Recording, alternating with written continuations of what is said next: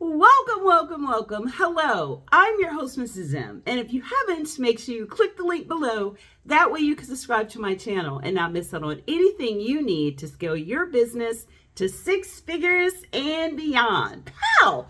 So in today's video, I'm going to talk about some things you can do in 2024 to nail down a contract and win. Now, my goal is to try to win one within 2 weeks to 90 days. That sometimes happens, sometimes it doesn't, but this is something that you can implement to win a contract in 2024. I know a lot of people are on SAM. They have their cage code. They have their DSBS profile. Maybe not a lot, but quite a few, and nothing still happens. The needle doesn't move. So what can we do to really move it along and implement some things that everyone can do to win some contracts? So if you're ready, let's go. So the first thing you absolutely have to do is meet the basic requirements. Now, that's our EIN, have our companies registered with our state, all of that. LLC, sole proprietor, we must meet that.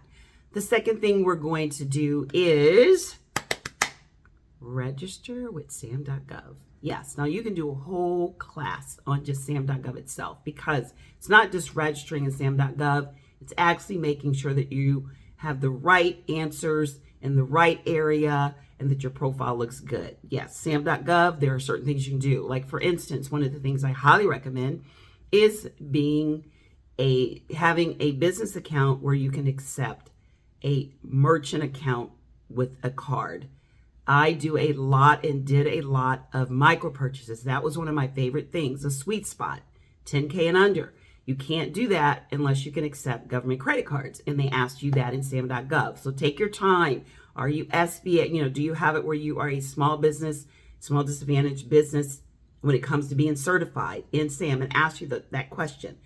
Are you considered a small business? You want to make sure you hit yes, because you're under a certain millions of dollars. So there's a threshold for each industry, next code, so on and so forth. Take your time, know what your threshold is. Quite sure all of you are probably under the 19 million in annual revenue. Quite sure you're under that. The next thing we want to do is make sure, and this is one of my favorite things, is to research my competition. I won more contracts for understanding what my competition was and was not doing. Where did I find them? I found them on various sites that are free. One, sam.gov. You can go into sam.gov, go into contracting opportunities or contract opportunities. Then you go into the notice, the type of notice, and I put in award. And when you put in award notice, it brings up all the individuals. Now, first you have to know either your NAICS code or you want to know key words for your industry. A must. You want to know keywords for your industry and your NAICS code. So this is like tip number 3. Understanding your competition. And then tip 4, after you've done some research to understand the keywords and the NAICS codes that you're using, then number 4, we're going to go into sam.gov and actually look and put in the keywords. You must know keywords and NAICS codes both. Once I put that in, I go into the contract opportunities, I go into notice, type of notice, and award notice, and then I'm able to see all of with that NAICS code or those keywords, I can see who's been winning, and I can narrow it down to my area because I want to be real specific. When I put it into my area, first I'll have a wide search, and then I'll start seeing a pattern. Sometimes you'll start seeing the same companies that are winning, and what you can do are 2 things. One thing is I have this assessment test, and there's 20 to it, 20 questions to ask if you think you're going to be really good with government contracting. And one of the things on the assessment test, and I'll talk about that in just a little bit, but one of the things I talk about on the assessment test is, if you know your competition and your competitors, you can look at teaming and subcontracting, ways to get money in right away. You can do a whole thing on subcontracting, which I've done other videos that connect to this video with subcontracting. Now, the thing about that is you get money in fast. I am one of those. I want to stop the bleeding if I don't have any money coming in, and that's one way you can do it. So you're going to go to sam.gov, go into contract opportunities. Then you're going to put in your NAICS code or your keywords. Then you're going to do the type of notice. It's notice type. Put in the award. It's going to bring up individual companies that are considered your competition that are winning. So you want to do this because now you can reach out to them and actually see what they're doing. Go to their websites, look at what they have and what you don't. Do that comparing. Oh my goodness, they have this, this, and this, and I don't. One of the other things you really, really want to look at when I do my assessment test with my students to see if they should go or no go and what we need to do to get them set up. Do you have a professional email address? Are you a Gmail, Yahoo, yada, yada, or are you a professional email address? Then you want to look at, do you have any solid past performances? Now that should determine if you're going to do a short-term capture plan, which would be subcontracting and teaming, or you can go and do a long-term capture plan, which would be more bidding. If you have past performances, you kind of want to go more towards, or you can go more towards the bidding. If you don't, no worries, but you are going to have to be able to prove you can do something. And normally you're going to be able to prove that with your subcontractors. That's the reason why if you do a subcontracting opportunity, you can still make six figures.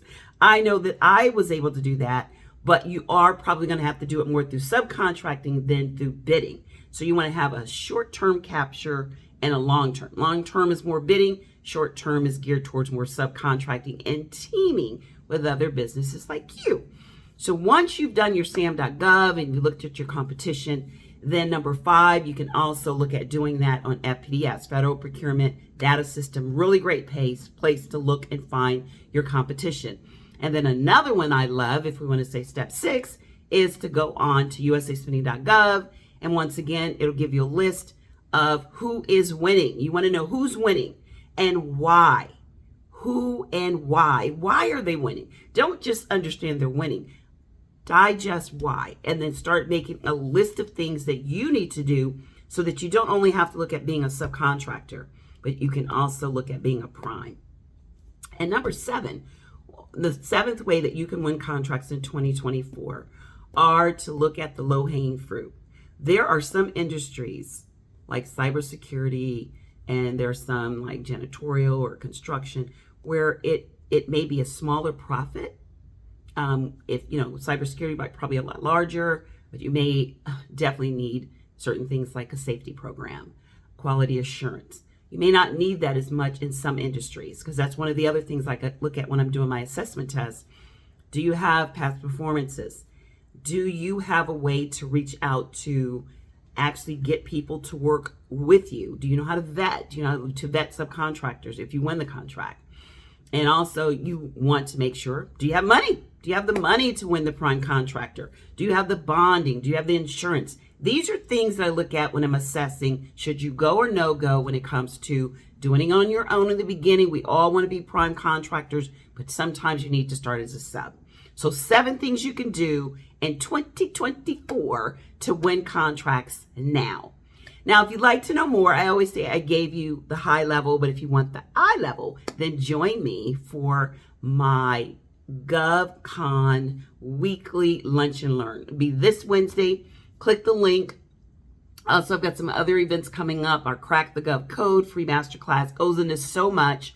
We have events coming up, so make sure that you click the link to join, learn. I'd love to see you there. And until next time, be safe and take care. Bye-bye.